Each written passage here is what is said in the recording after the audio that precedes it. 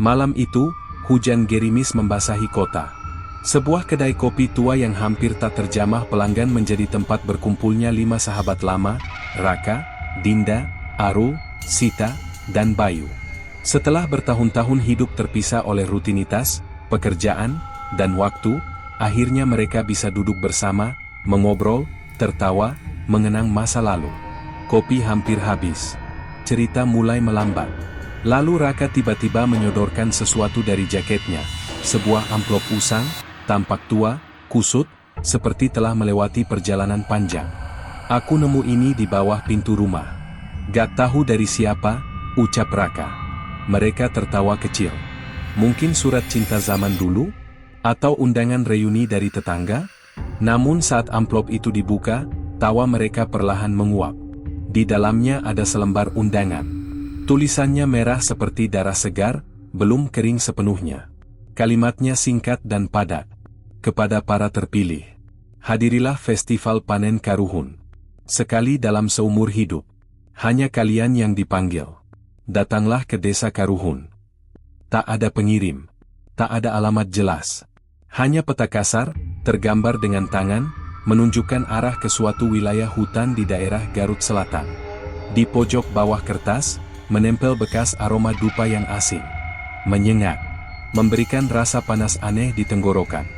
Desa Karuhun? Pernah dengar gak? Tanya Sita, alisnya berkerut. Bayu buru-buru membuka Google Maps di ponselnya. Enggak ada, gumamnya. Nih, gak muncul. Enggak terdaftar. Mereka semua terdiam. Ada rasa tidak nyaman. Tapi juga ada sesuatu yang sulit dijelaskan. Rasa penasaran yang tumbuh perlahan-lahan, seperti benih yang disiram dalam kegelapan. Mereka tidak pernah merasa mendaftar acara seperti ini. Tapi undangan itu menyebut satu kalimat yang terus membekas di kepala. Sekali dalam seumur hidup. Dan entah mengapa, terasa seperti mereka memang harus pergi. Beberapa hari kemudian, keputusan itu dibuat.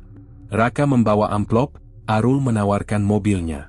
Mereka berangkat pagi-pagi sekali, menempuh jalanan yang mulus di awal namun kemudian berubah menjadi tanah berbatu dan jalan setapak, melewati desa-desa kecil yang sepi. GPS mereka menunjukkan titik terakhir, sebuah ujung jalan setapak yang mengarah ke hutan. Setelah itu, sinyal hilang. Tak ada petunjuk arah.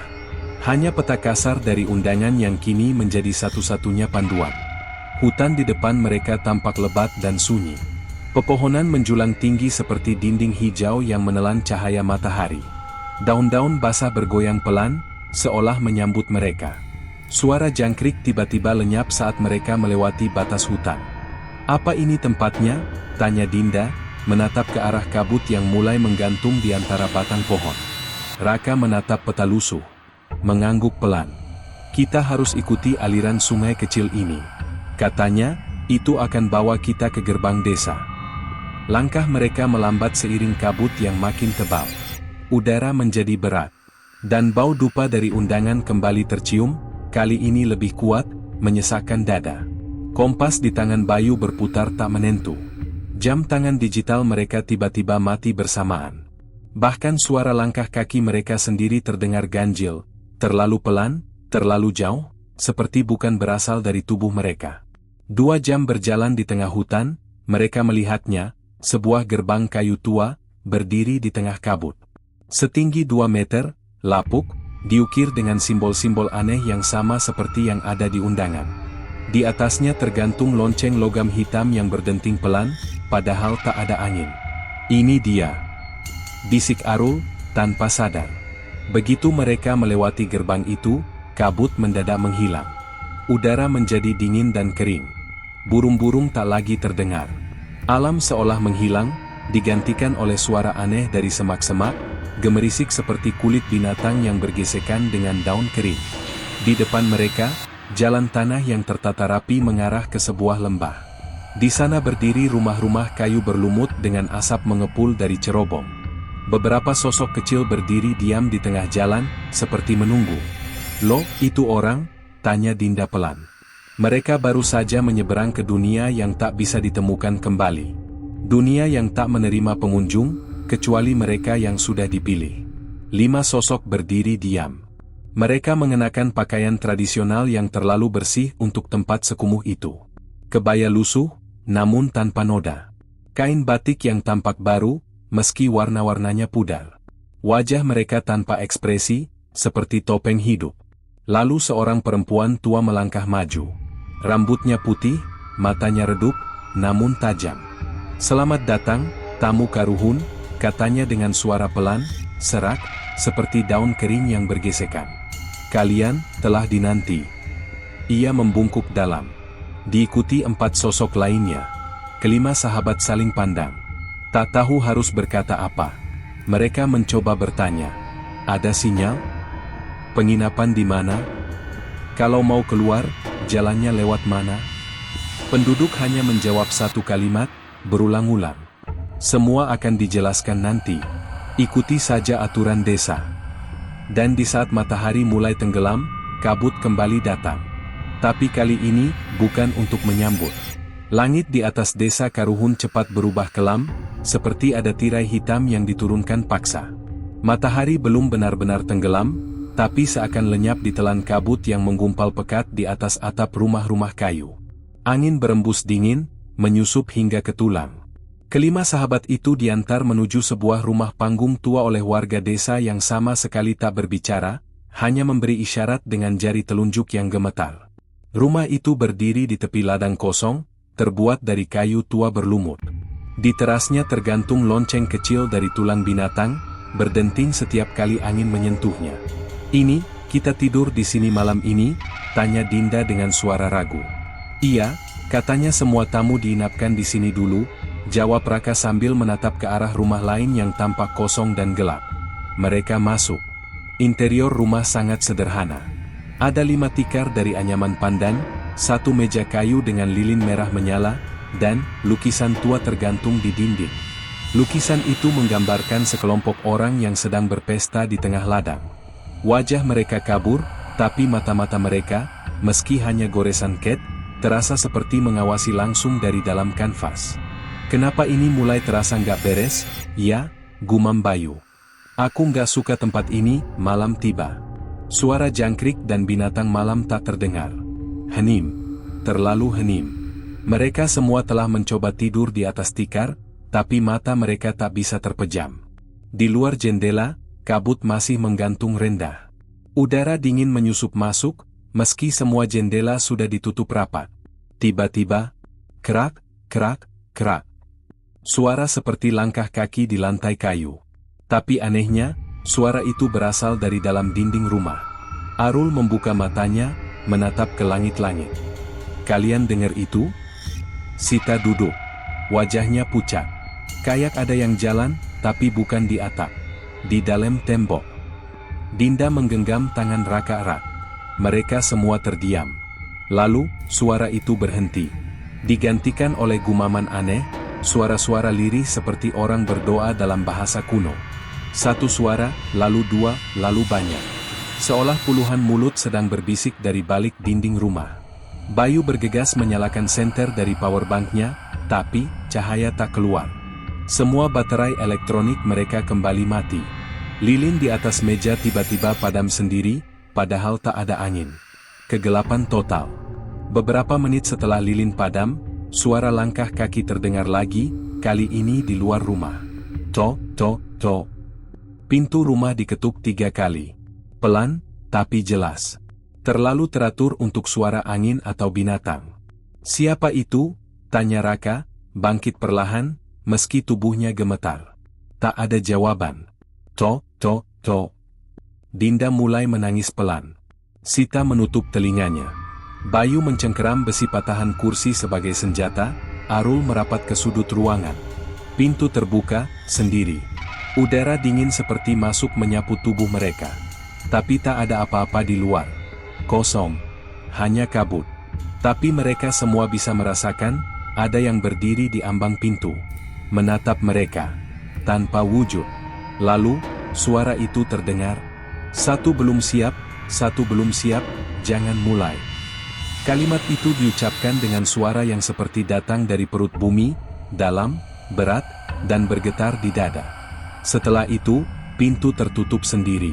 Sunyi kembali menelan malam. Keesokan paginya, mereka bangun dalam keadaan kaku dan lemas.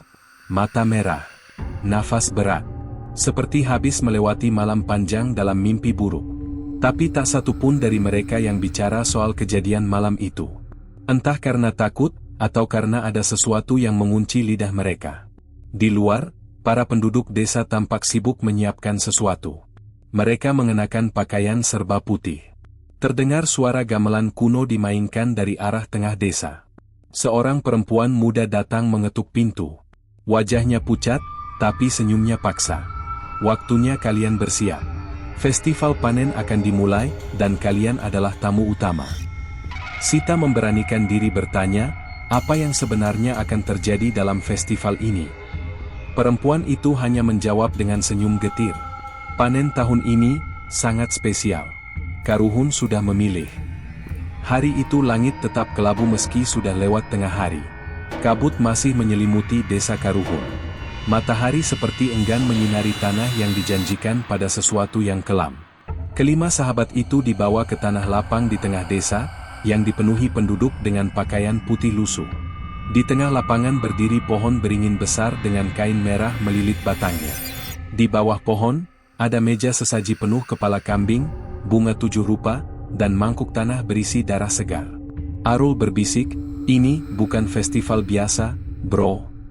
Raka mengangguk kaku. Gue rasa ini semacam upacara persembahan. Di sekitar mereka, penduduk mulai menari perlahan dalam lingkaran. Tubuh mereka kaku, gerakan mereka seperti bukan gerakan manusia biasa. Beberapa perempuan berwajah kosong melafalkan doa dalam bahasa kuno. Lalu suara gong berbunyi 3 kali.